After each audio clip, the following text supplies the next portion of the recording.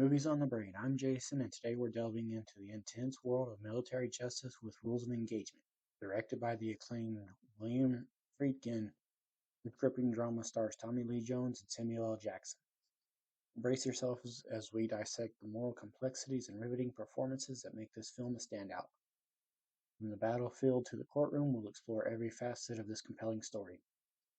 Be advised, this is a spoiler review. If you haven't seen Rules of Engagement, now's the time to watch it and then return.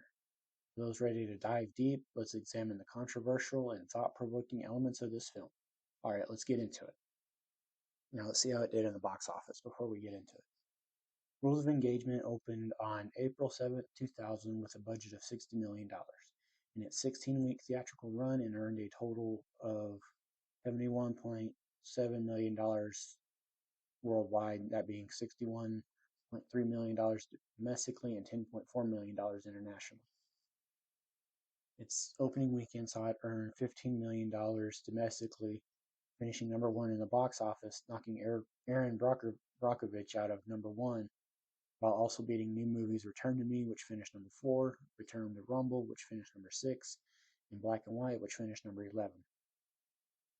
Its final week in theaters saw it earn $93,087, while still being shown in 175 theaters, finishing its theatrical run at number 51.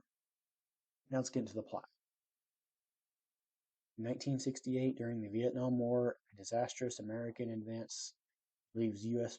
Marine Lieutenant Hayes Hodges wounded and his men dead. His fellow platoon leader, Lieutenant Harry Childers, executes a North Vietnamese prisoner to intimidate a captive officer into calling off a mortar attack on Hodges' position. Sparing the officer's life, Childers rescues Hodges.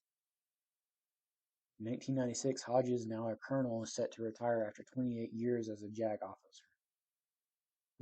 At his pre-retirement party at Camp Lejeune Officers Club, he is honored by his old friend Colonel Terry Childers, now the commanding officer of a Marine Expeditionary Unit.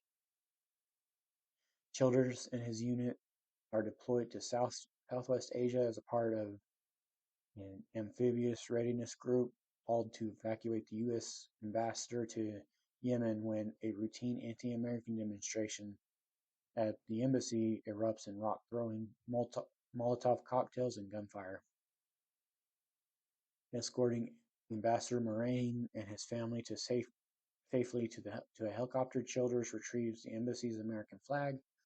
Under heavy fire from snipers on nearby roofs, 3 Marines are killed, and Childers orders his men to open fire on the crowd, resulting in the deaths of 83 irregular Yemeni soldiers and civilians, including children. The remaining Marines and embassy staff are saved. Following this, American relations in the Middle East severely deteriorate, so U.S. National Security Advisor Bill Sokol pressures the military to court-martial Childers, hoping to salvage relations by placing all the blame for the incident on the colonel. Childers asks Hodge to serve as his defense attorney, and he reluctantly accepts. Hodges rejects a plea deal from the prosecutor, Major Biggs, who is convinced of Childers' guilt but privately refuses to consider the death penalty. Little time to prepare a defense. Hodges goes to Yemen, where witnesses and police claim that the Marine fired first on the unarmed crowd. Visiting the abandoned embassy and some of the wounded, he notices an undamaged security camera and scattered audio cassette tapes. Returning to the U.S., Hodges confronts Childers about the complete lack of evidence to support his version of events, resulting in a fistfight.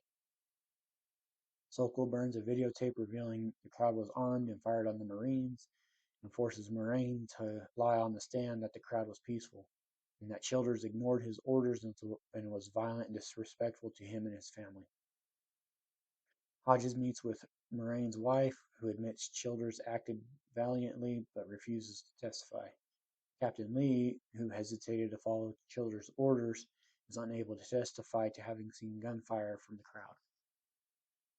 A Yemeni doctor testifies that the tapes Hodges found are propaganda inciting violence against Americans, but declares the protest was peaceful. With Sokol on the stand, Hodges presents a shipping manifest proving that the tape from the undamaged camera, the tape Sokol burned, was delivered to Sokol's office but disappeared, with footage that would have likely exonerated Childers. Taking the stand, Childers explains that he was the only surviving Marine able to see the crowd was armed. On cross-examination, Biggs goads Childers into admitting he ordered his men to open fire by shouting, "Waste the motherfuckers." Childers loses his temper, declaring that he would not sacrifice the lives of his men to appease the likes of Biggs, to Hodges' dismay.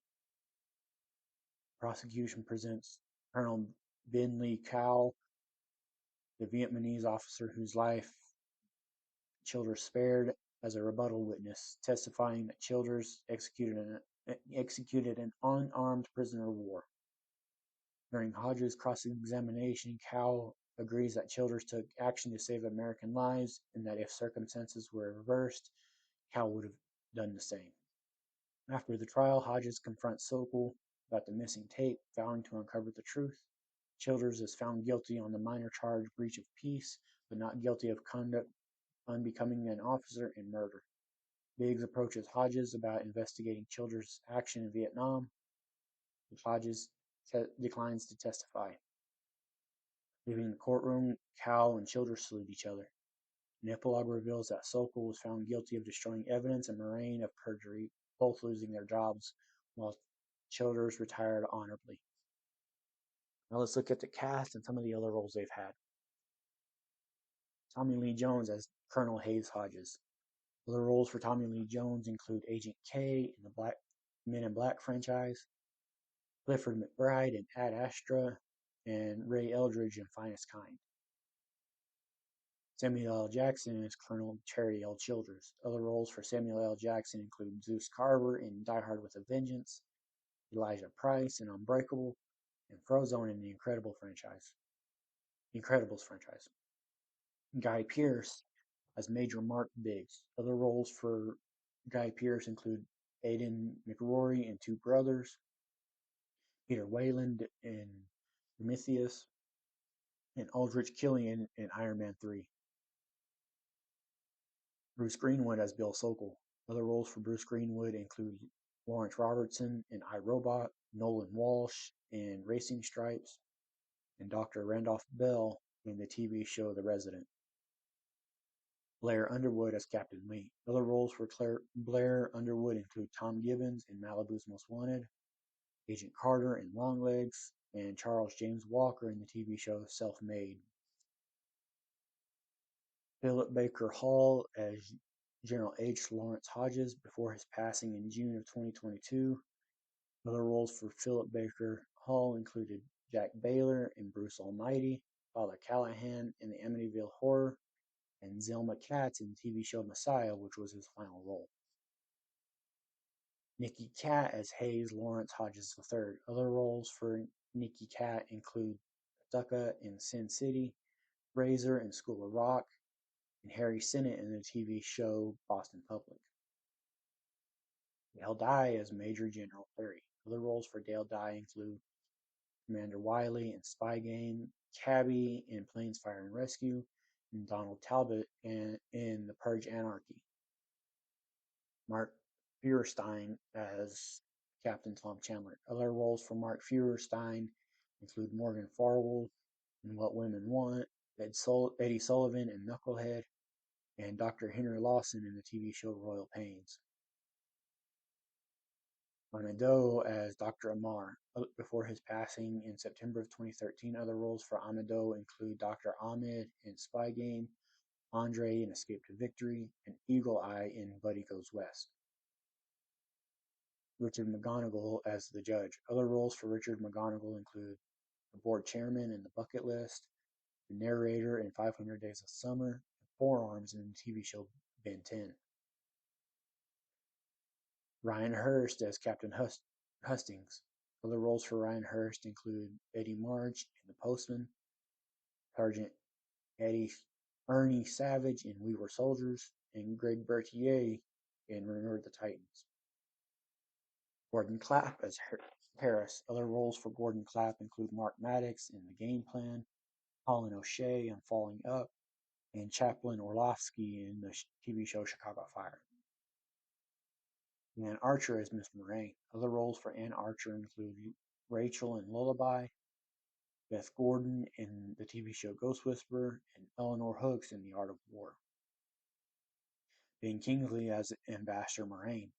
Other roles for Ben Kingsley include the Hood in Thunderbirds, Rabbi in Lucky Number 11, and John Cawley in Shutter Island.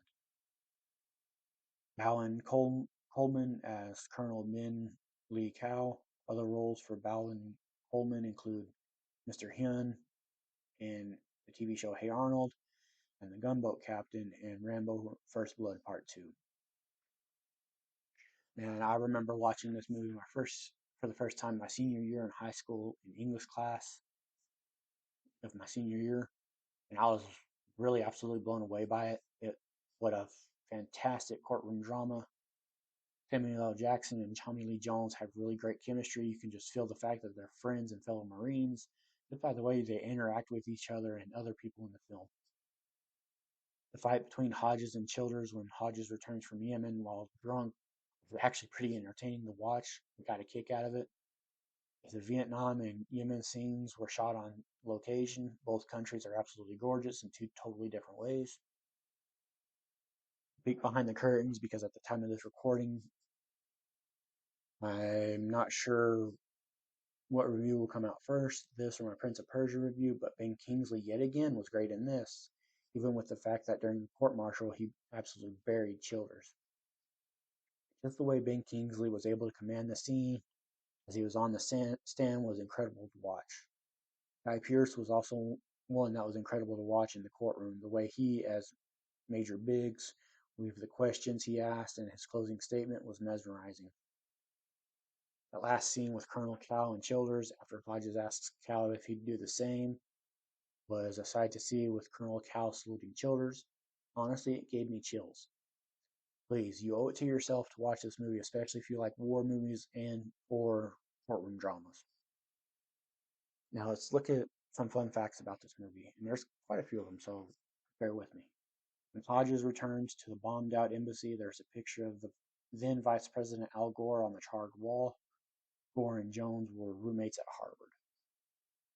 A replica of the Marine Corps base at Camp Lejeune, North Carolina was built at the Vent Hill Farm Station, South Manassas, Virginia. Approximately 800 Marines were hired for the combat and other action scenes. H. Lawrence Hodges' house on the ocean front with the circular driveway was also used as Jack Ryan's house in Patriot games. Kim Delaney had a substantial role in this movie, but that was ultimately edited out in the final cut. However, she can still clearly be seen at Hodges' retirement party. The USS Wake Island LHA-7 is fictional and not an actual U.S. Navy ship.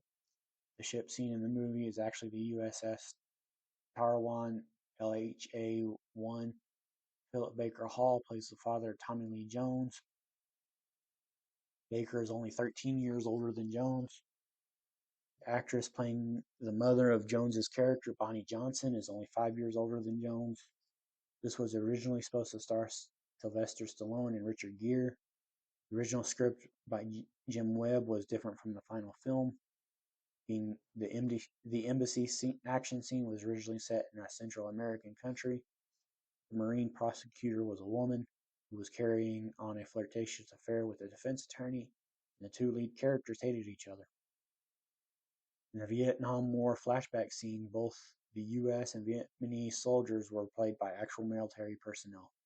William Friedkin initially did not want to send the script to the Department of Defense or the Marine Corps due to the controversial subject matter, days before production was to begin. Friedkin sent the script to the Marine Corps Liaison Office in Los Angeles a day or so later. He received positive and productive comments from the Marines there, along with a number of suggestions that were put into the story. And that concludes our deep dive into rules of engagement. What did you think of the moral dilemmas in the courtroom drama? Did it leave you questioning the nature of justice and duty? Let me know your thoughts in the comments below.